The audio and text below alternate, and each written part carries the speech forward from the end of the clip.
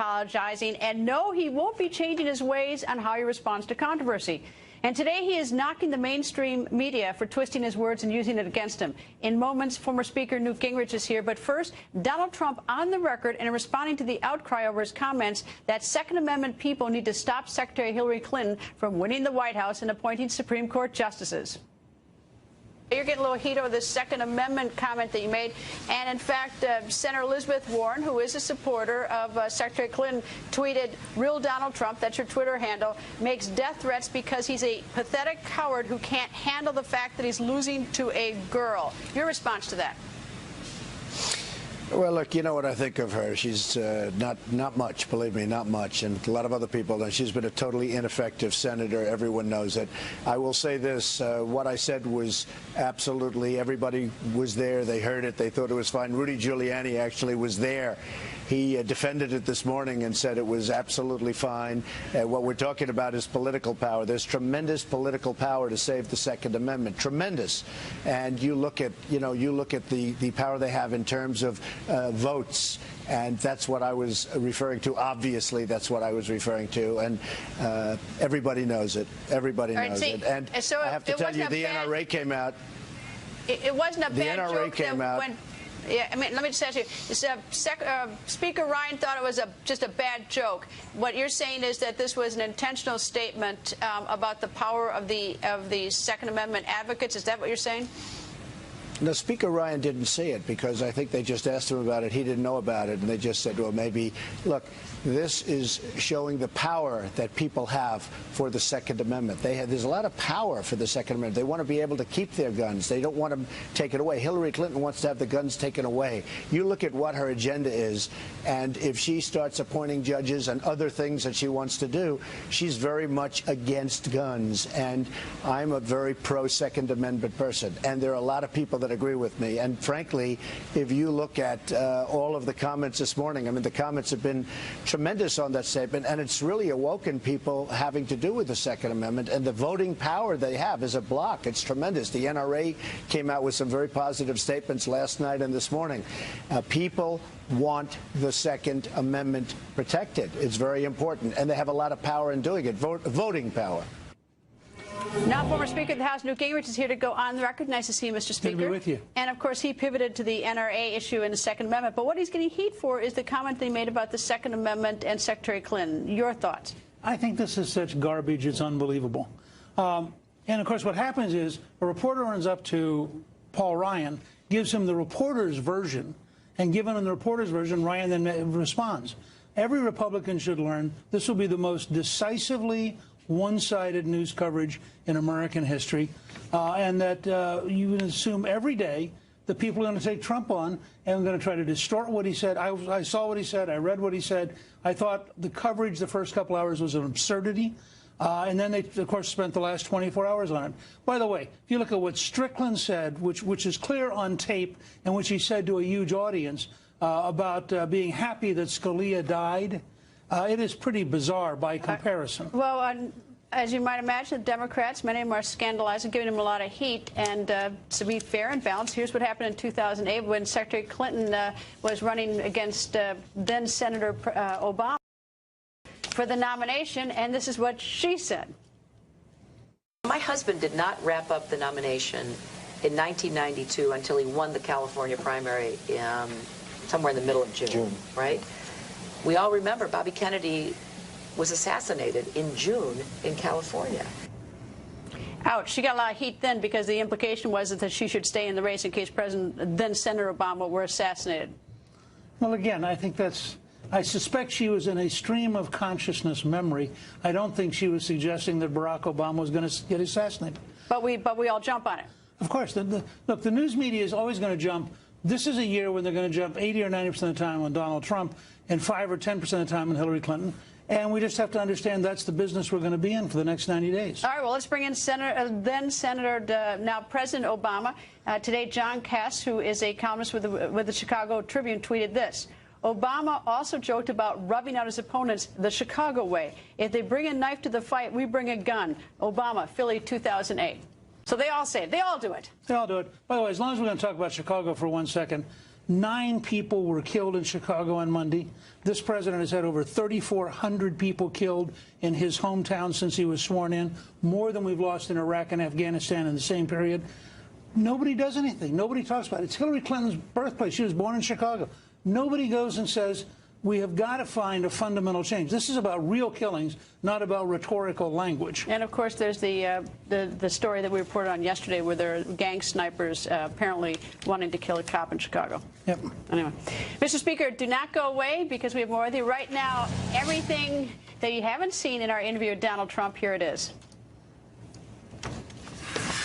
We're talking about coal mining, and we're talking about the miners being put out of business and totally put out of business. And as you saw, Hillary wants to put them out of business, wants to put the mines out of business, wants to put a lot of things out of business, and we're not going to let it happen. So we have a lot of mining equipment behind us and around us, and we have a lot of equipment that's not being used because the mines are in very bad shape.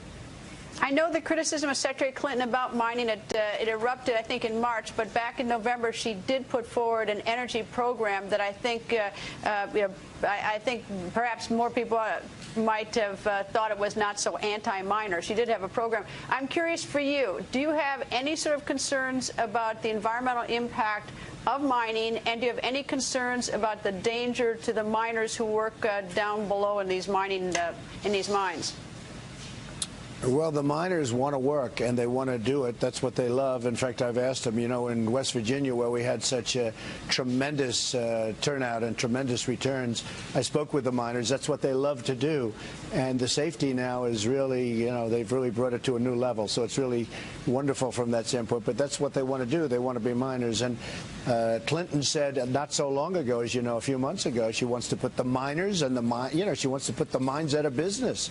And it's ridiculous. Then she tried to retract it, but it was a little bit late. And if you remember, she was sitting around a table with a beautiful mining family, a man who's a miner. And she was not very successful, and she certainly was not very successful in West Virginia, that I can tell you. No, she is looking to put them out of business. There's no question about it. Well, I know the miners are very unhappy with it, but just on a sort of broader perspective, in a Trump presidency, would you be focusing on other alternative forms of energy as well? I'm wondering sort of what your short program is on this. All forms, yeah, all forms of energy. I want everything. I mean, frankly, you know, clean coal is really a new thing that really does work. And you look at China, what they're doing with coal. They're using coal, and I doubt they're cleaning it. In fact, they're not cleaning it. But they have technology now that's wonderful. We're just not being able to use it. We are having a tremendous hard time with the environmental protection agencies, and all. Federal government is putting a lot of different kinds of industries out of business. But in particular, when you get to energy and the coal and even natural gas is having tremendous problems, we could be energy independent within a very short period of time, but they won't let that happen. All right, George P. Bush, the son of Governor Jeb Bush, has endorsed you, and that's sort of, you know, that's a member of the Bush family. But at the same time, Maine Republican Senator Susan Collins, she says she's not going to vote for you. So tell me your thoughts about you're getting some Republicans inside the tent, but some Republicans are leaving the tent. Well, I'm very honored by George P. Bush. I thought that was really terrific. I saw it. And I watched his statement. I thought it was really terrific. I don't know Susan Collins at all. I know nothing. You know, I don't know anything about her. But she came out. But, you know, people don't talk about all the people that are supporting me. We have tremendous support in Congress. We have tremendous support in the Senate.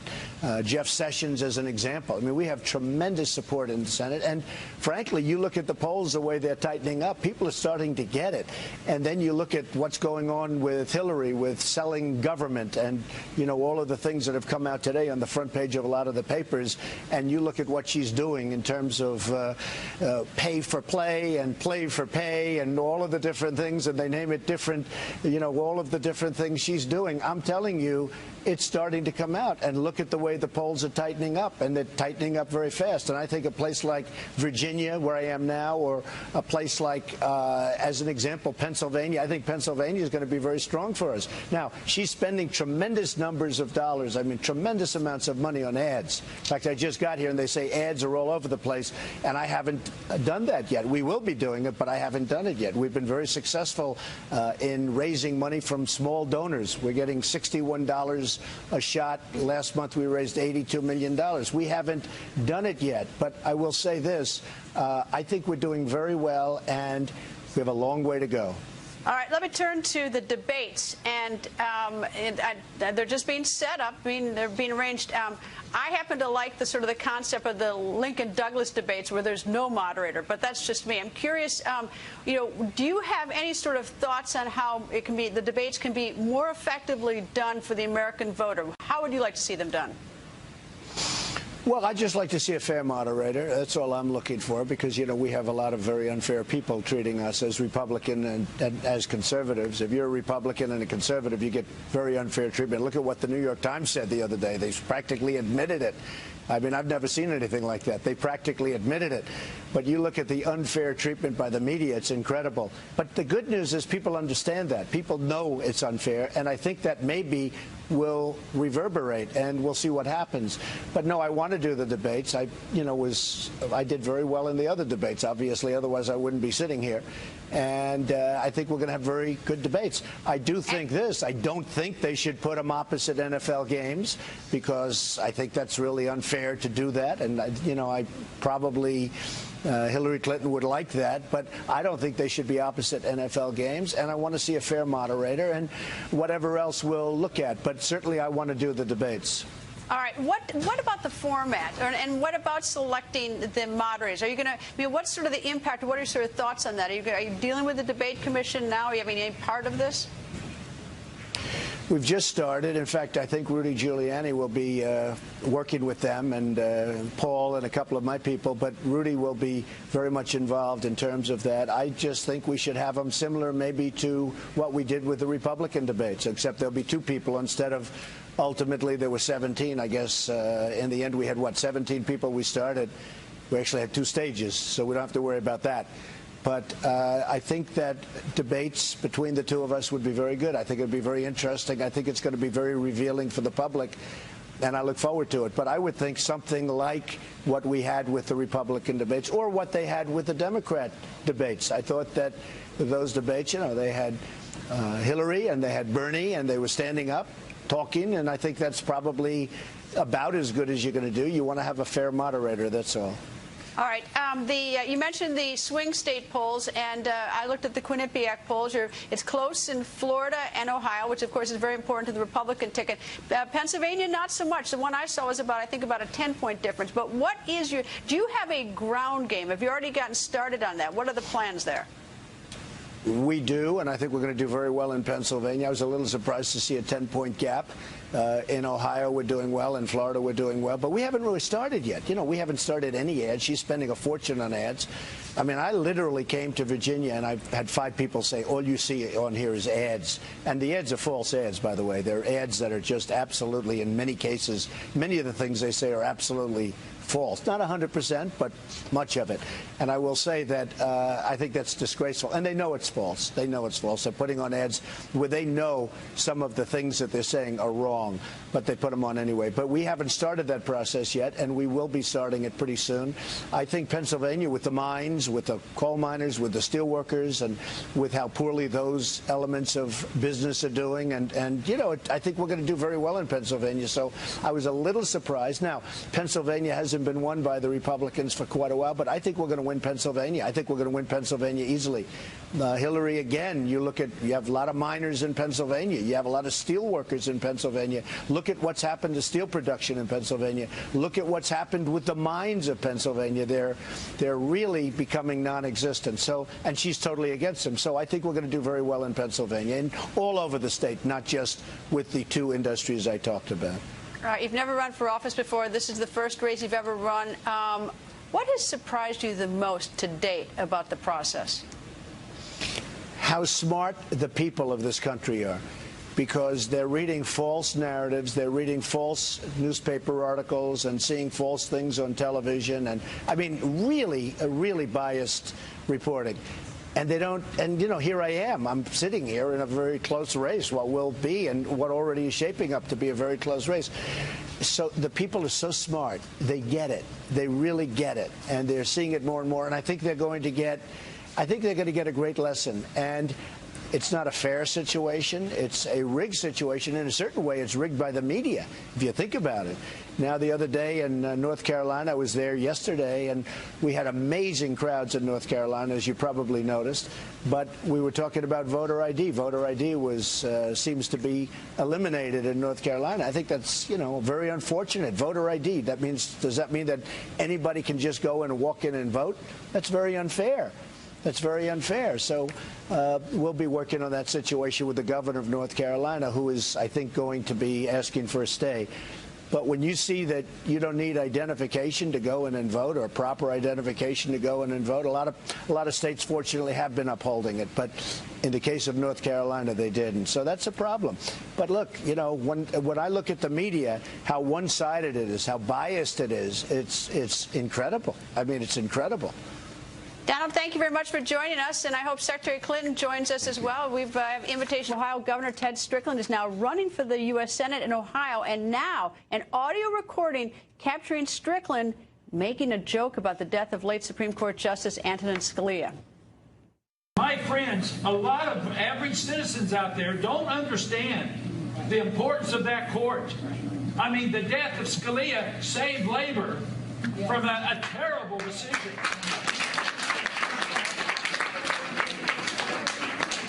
And I don't wish anyone ill, but it happened at a good time. Speaker Gingrich is back, and I should add that since then Strickland has said there was an insensitive remark, and I apologize. Well, that was nice of him. But he said it to an entire labor audience, and you could hear people laughing about Scalia's death.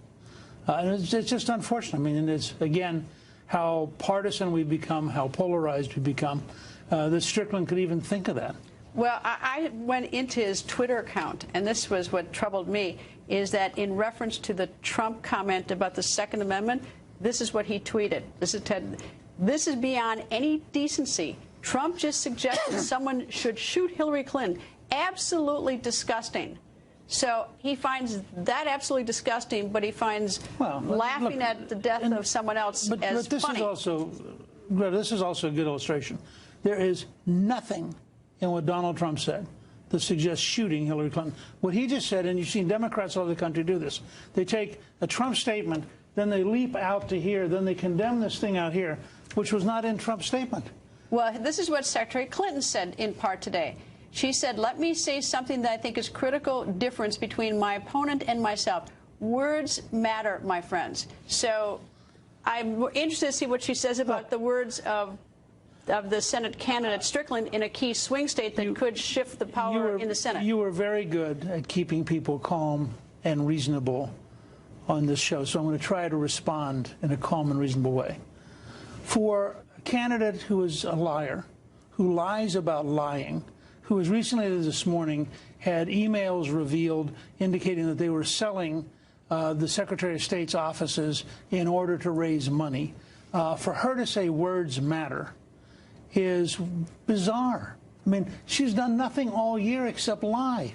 How could she possibly think words matter if she doesn't use any words that are honest? Can I just say one thing? Everybody hates lawyers, but lawyers, I mean, we don't hold a candle to this kind of stuff. Where everyone is saying the worst. We're saying things about each other both ways. It's like, and everybody, and they always get caught. All the politicians get caught because we have cameras, we have tweets, we got everything. Right, that's crazy. Anyway, Mr. Speaker, thank you.